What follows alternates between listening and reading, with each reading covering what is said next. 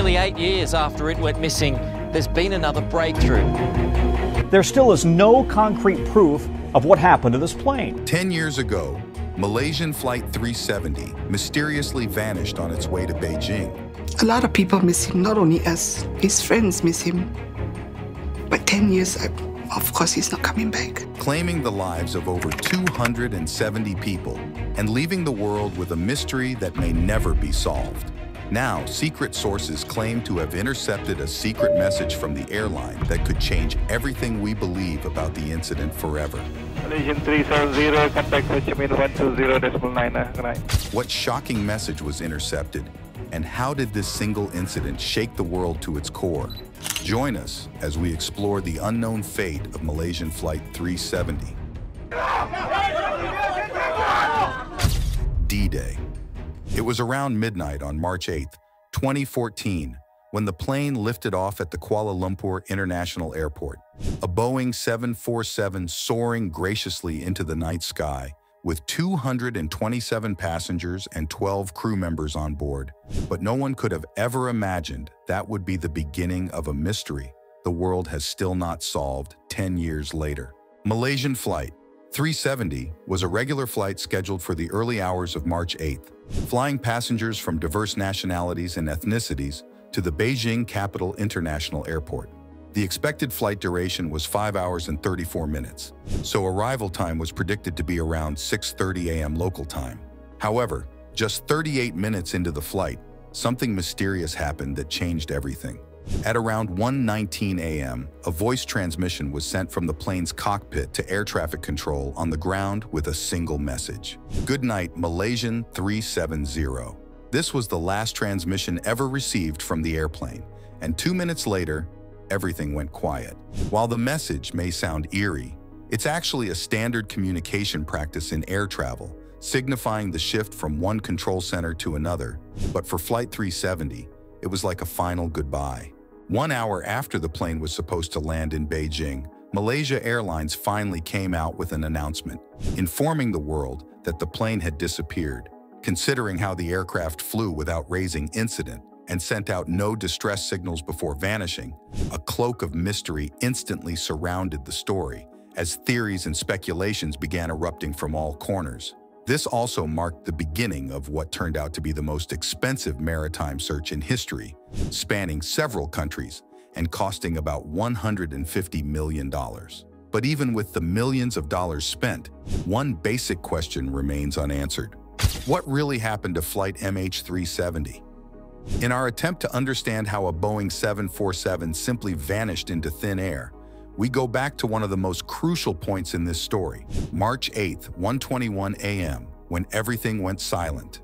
After the last verbal signal to air control was sent, the aircraft was expected to transition from Kuala Lumpur's radar to the control center of Ho Chi Minh City as it passed through Vietnamese airspace. But after it suddenly vanished from all radars, panic ensued in Malaysia since it wasn't possible for a plane to just go missing. The first explanation was that the captain must have turned off the transponder, so the captain of another aircraft flying that night contacted the crew of Flight 370 using the International Air Distress Frequency. The idea was to relay a message from the Vietnamese Air Traffic Control Center, requesting for the crew to contact them. However, the captain claimed all he could hear from the other end was mumbling and static sounds. Calls were also made to the flight's cockpit at 2:39 a.m. and 7:13 a.m., both of which were left unanswered as panic continued to grow back home in Kuala Lumpur. At the time the aircraft disappeared from radar, it was cruising at an altitude of flight level 350. There were very few clouds, but no signs of rain or lightning around. But while regular radar systems couldn't locate the aircraft, the Malaysian military had a more powerful version that could catch the plane even when the transponder was disabled. However, in the early days of the investigation, the military was quite skeptical about releasing such a vital piece of data that could expose the capabilities of their radar system. But in the end, they decided to share what they saw. And according to their radar records, Malaysian Flight MH370 appeared to have taken a left turn in a southwesterly direction, and then it began to climb to dangerous altitudes, going as high as 33,000 feet into the air. To corroborate the military's report, a civilian primary radar operating at the Sultan Ismail Petra Airport also picked up signals from an unidentified aircraft between 1:30 a.m. and 1:52 a.m. Coincidentally, their records fit perfectly with the military's data, which means this was probably Flight 370's course after it vanished. Then, at around 1:52, the flight was detected passing just south of the island of Penang, an interesting part of this whole story that we'll get into later. And then from there, he was spotted across the Straits of Malacca. The last radar detection by the Malaysian military placed the aircraft somewhere around the Penang airport at an altitude of 29,500 feet before it also lost its track. By 7:24 that morning, Malaysia Airlines released an official media statement announcing that all communications had been lost and the plane was nowhere to be found. The news quickly spread around the globe like wildfire. The Malaysian Airlines flight MH370 disappeared. The flight had 239 passengers on board, Both for its strangeness and the number of casualties that were casually lost in a single incident. Families of passengers were thrown into confusion, as they didn't know whether to mourn their loved ones or hope to see them again. Hours turned into days, and the world continued holding its breath, waiting for good news. But no signs of flight MH370 was ever found. On March 24, 2014, Malaysian Prime Minister Najib Razak appeared before the media to deliver a statement regarding the flight, announcing to the world that the flight had been tracked to the southern Indian Ocean. Last position was in the middle of the Indian Ocean. But since it obviously wouldn't have anywhere to land, the aircraft must have crashed into the sea. Relatives of the passengers who had been hurriedly summoned for the meeting couldn't contain their grief after it was concluded that the plane had possibly suffered a tragedy with no survivors. Family members who were not present were contacted through email or SMS, and the whole world was thrown into mourning. The search. In the midst of the condolences and prayers for the souls of the departed, a search was also launched to locate whatever remained of the aircraft, especially the black box, so as to understand what led to the disappearance. Reports of debris sightings also began to emerge, most of which turned out to be fake. A couple of satellite images also emerged on a Chinese website, showing 3 floating objects at a particular coordinate. But after a search party located and thoroughly combed the area, they found nothing. It didn't take long for the incident to attract the attention of governments around the world, and what started as a simple search effort became an international operation involving 40 aircraft and more than 24 vessels from several nations. Several departments of the Malaysian government were also involved in the search, including the Air Force, Navy, Civil Aviation Department, and the Maritime Enforcement Agency, all working hand in hand with agents from about 24 other countries. This includes Australia, Bangladesh, Brunei, Australia, Cambodia, China, France, India, Indonesia, Japan, the United Kingdom, the United States, Russia, South Korea, and many others. But after the initial search area turned up no results, the focus shifted to the southern part of the Indian Ocean, west of Australia. By the first and second week of April, aircraft and ships had been deployed equipped with state-of-the-art tech gadgets capable of picking up signals from the black box. Their efforts only yielded faint signals, which turned out to be unreliable since the robotic submarine sent to the depths found no debris again. On March 17th, Australia decided to take over the search operation, leading the expedition to regions of hostile seas, strong winds, and unpredictable climates. But then again, came up with nothing. Fast forward to July 29th, 2015, and a piece of the crashed aircraft was finally discovered on the coast of Reunion Island, situated in the western Indian Ocean. While searching just 2,500 miles from the original underwater search area, the search party suddenly found a part of the plane known as the flaperon washed up on a beach, along with a damaged suitcase believed to have belonged to a passenger on the plane. All recovered items were put through intense scrutiny to determine their validity, and they all were confirmed to have been part of the plane. Later on July 31st, 2015, a Chinese water bottle and an Indonesian cleaning product were also found in the same area, all linked to the plane and all tested for authenticity. Finding the flaperon confirmed 2 things. First, the plane may have really crashed and killed everyone on board. And second, there was really more debris out there to be found by anyone looking in the right places. Suddenly, this giant 777 is blind to the world. So a week after this, France announced its plans to conduct an aerial search for more debris around Reunion Island, a search that covered an area of 75 miles by 25 miles. But even with help from neighboring authorities, no other debris was located. That changed on March 23, 2016, when a Rolls-Royce aircraft engine was found washed up on a beach in South Africa. Not surprisingly, the first thought was that this could be another missing piece from the aircraft, so Malaysian authorities sent their men over to recover the piece for proper identification. Then again, on June 24, 2016, the Australian Transport Minister, Darren Chester, announced the discovery of an outboard wing flap on Pemba Island, off the coast of Tanzania.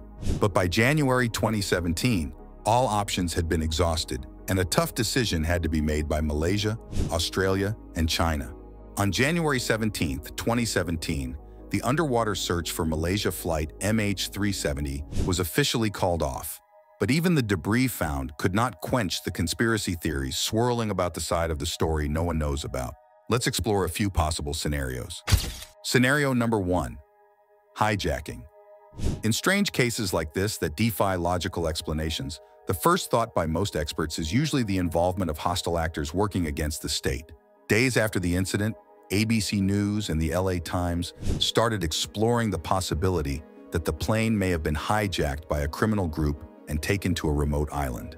To lend more credibility to this theory, researchers identified about 600 possible runways where the plane could have landed. However, this theory suffers from a few problems. There's the fact that no group has claimed responsibility for the attack, and also Malaysian officials never confirmed these rumors. The wild tales were eventually put to rest July 2015, after the first fragment from the wreckage was found. So, if the passengers were not flown to a remote island around Malaysia, is it possible that they were flown somewhere else? Scenario number 2, terrorist attack. Since it's logically impossible for an aircraft to disappear on its own, another theory soon emerged, proposing that this was an Al-Qaeda-style terrorist attack, and according to media mogul Rupert Murdoch, the goal was to make trouble for China. Strange as it may seem, this narrative was further promoted by the Russian newspaper Moskovsky Komsomolets, which took things further by claiming that unknown terrorists hijacked the plane, flew it to Afghanistan, and then held the crew and passenger hostage. Even North Korea was not left behind in the game of finger-pointing, although it was eventually firmly established that the fuel on the Boeing 777 couldn't have been sufficient to fly to North Korea. So, if hijackers didn't fly the plane to a remote island, and it wasn't taken by Al-Qaeda or Kim Jong-un, could this then be a perfectly orchestrated case of corporate murder? Scenario number 3, conspiracy theory. While the rest of the world views the incident as an accident, there is a conspiracy theory that claims that the whole thing had been carefully planned to eliminate 4 people. According to this wild story released on social media and email chain letters, a patent was actually approved days after the plane disappeared, with the rights split 5 ways: 20% to a company known as Freescale Semiconductor, and 20% each to 4 employees. Coincidentally, all these 4 employees were supposedly on the plane when it vanished, a fact many people don't consider to be by chance. However, after placing the theory under scrutiny, it began to fall apart like a pack of cards, because it turned out none of the 4 inventors were actually listed on the patent application to begin with, nor were they ever promised 20% share of the patent. There's also the fact that even if the 4 inventors truly were part of the patents and had actually perished in the crash, the proceeds would not automatically go to Freescale, which means this murder would be lacking the most basic thing: motive. So, if the plane wasn't shot out of the sky by greedy corporate bosses, could it be possible that the plane was captured by the United States? Scenario number 4. The US did it. In what could be described as the wildest of all the theories, a few experts have suggested that flight MH370 was most likely captured by the United States and then flown to the United States military base on the atoll of Diego Garcia. Strange as it may seem, a whole lot of people actually believed this theory, and some even took it further by claiming that the pilot had landed at Diego Garcia of his own volition.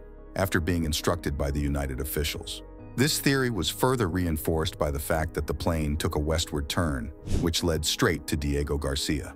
Some also took the story to a darker level, like a former French airline boss, who claimed that the airline was shot down by the US military near the base.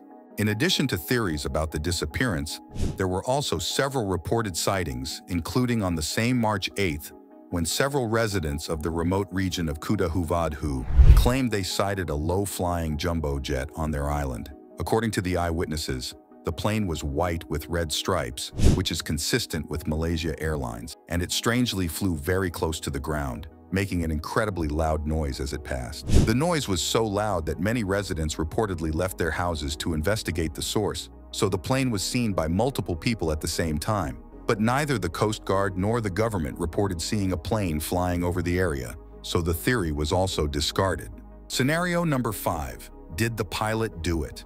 Although many experts considered the possibility that the incident was orchestrated externally, there was another prevalent theory that wasn't publicly admitted to the public, implicating Captain Zahari Ahmad Shah, the seasoned pilot flying the plane that day. But this wasn't Captain Shah's first rodeo. After all, he'd been flying with Malaysia Airlines since 1981, accumulating over 18,000 hours of flying experience. On the outside, Shah appeared fulfilled. He had a good job, a good family, and a job he loved. But by peering into his life, this facade begins to come apart piece by piece. Investigations launched after the incident revealed that the day before the infamous flight, Captain Shah's wife and 3 children had actually moved out of the family home after he was caught in an extramarital relationship. But his family would later deny these claims, affirming that he wasn't battling domestic problems. But the signs were too obvious to ignore, because according to a fellow pilot and longtime friend of Shah,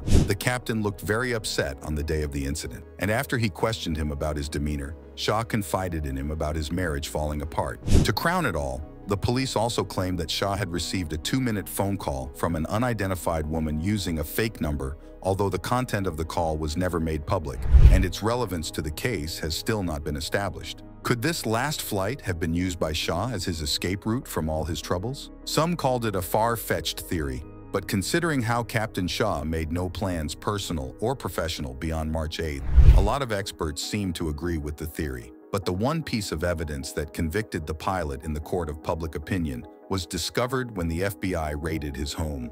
According to a classified document leaked in 2016, a thorough search of the captain's home resulted in the discovery of a flight simulator. While it is unusual for a pilot to own a flight simulator, this particular one had the same route the plane followed plotted on it, which means Captain Shah probably practiced flying over the Indian Ocean on his machine before heading out to make it happen in real life. From all pieces of evidence unearthed in the case, murder-suicide appeared to be the only probable explanation, but his failure continued to vehemently deny the possibility, stating that the man wasn't capable of such an act. But if the pilot was attempting to crash the plane, why didn't the co-pilot or other crew members and passengers stop him? Could the co-pilot have been complicit in the whole case from the start? This particular theory seems quite unlikely, considering the fact that the 27-year-old first officer Farid Abdul Hamid was in his heyday and didn't really have any reasons to take his own life. Some theorists believe that rather than cooperate with Shah,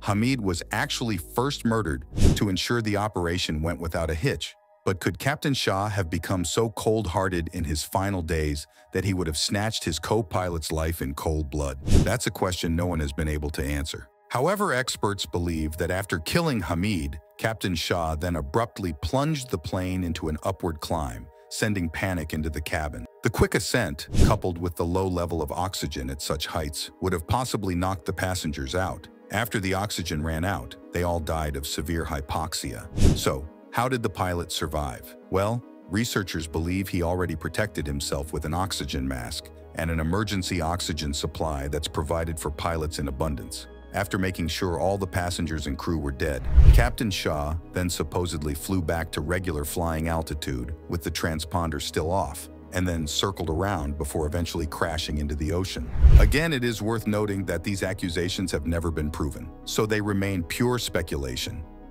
Before we unveil more shocking theories, here's our subscribers' pick for today. Malaysian Flight 370 just sent this terrifying message back. This was the strange news that suddenly emerged on social media, with a picture of a crash site and young survivors attached, painting a weird plotline not many people love to consider. Going by the speculations made by some self-professed experts, there is a high chance that all victims of the incident are currently locked away in an unknown place somewhere, hoping to make contact with the outside world so they can be rescued. Like the Al-Qaeda theory, this one also infers that the plane had not actually crashed, but was forcefully flown to a secret location. Some say it was an on-site job involving specially trained agents. Others claim the plane was hacked and remotely flown to the island. But both theories agree that the plane and its passengers were abducted rather than murdered. But then how do we explain the debris found over the years and the constant denial by coastal guards that such an aircraft was never spotted during the time of the incident? What do you think? Share your thoughts with us in the comments down below. Now let's get back to the video. Scenario number 6, special passengers. Another wild conspiracy theory that began circulating following the crash revolved around the presence of suspicious passengers on the flight. One in particular was a flight engineer who worked for a Swiss jet charter company, who was briefly suspected of being a hijacker because he had flying skills. Then there was the 2 Iranian men who supposedly boarded the flight with stolen passports. But investigations later revealed that the men were actually asylum seekers who entered Malaysia with valid passports, contrary to news branding them as terrorist hijackers. But in the midst of the theories and wild stories, one man continues his search for the lost debris, and he could hold the key to finally unlocking this box of mysteries. Former lawyer turned wreck hunter has searched for many lost wreckage, but very few were as intriguing as the hunt for flight MH370. Since the plane went down in 2014, Gibson has made it his mission to collect as many pieces from the crash as possible, traveling across the Indian Ocean to check out potential places where the wreckage may be hidden. He was there during the Australian search and rescue operations, flew to the Maldives to speak with locals who claimed to have seen the plane, and also traveled to Reunion Island to speak with the man who found the first debris. Despite claims that he's working for the Russian government and death threats on his life, Gibson continues with his search, which has resulted in the discovery of dozens of debris. The first piece he spotted was found during a holiday in Mozambique, when he decided to take a boat out and check the locality for possible debris sightings. After speaking to a few locals, he was informed that a particular debris had washed ashore from the ocean and quickly headed out to sea for himself. After studying the find carefully, the Australian government was called in, and they too would later confirm that the debris was highly likely to have come from flight MH370. He was also behind the discovery of the Rolls-Royce engine in South Africa. However, the most vital part of the plane remains lost in the open sea. Since the search began, the major priority has been locating the black box, so the mystery surrounding the incident can be put to rest once and for all. Wreck hunters like Gibson have invested hundreds of thousands of dollars into finding this black box, but their efforts haven't paid off yet, even after a whole decade has passed. However, the search has also produced some results, like this piece found in Madagascar, which raised another question researchers didn't initially consider: pieces of the puzzle. Without a doubt, the flight MH370 incident had even the smartest people scratching their heads, and the intrigue only grew thicker in October 2016, when Blaine Gibson identified a piece of the plane washed up in Madagascar with burn marks all over it. Before long, theories began flying around that the plane actually caught fire from the cargo area and probably exploded in the skies before the debris got buried in the ocean. But as wild as the story may sound, it would later be confirmed by a British woman who was supposedly sailing the Indian Ocean at the time and claimed she saw the missing plane going down in a hail of flames and smoke. Catherine T., who presented no evidence to back up her claim, mentioned how she had supposedly spotted the crash while on their way to Phuket, Thailand, on a 13-month sea journey. If this story was actually true, it could mean that the plane was either hijacked and a bomb blast took it out in the open sea, or a blaze erupted somewhere in the plane and consumed it totally. But then, how would that explain the transponder going off, the pilot changing direction mid-flight, and many more questions that remain unanswered? Today, 10 years later, many people remember the story as one of the strangest times in human history. But for the families of the victims, this was a moment that changed their lives forever. And as the search for closure continues, the enigma of Malaysian Flight 370 continues to captivate our collective imaginations. Thank you for watching and see you in the next one.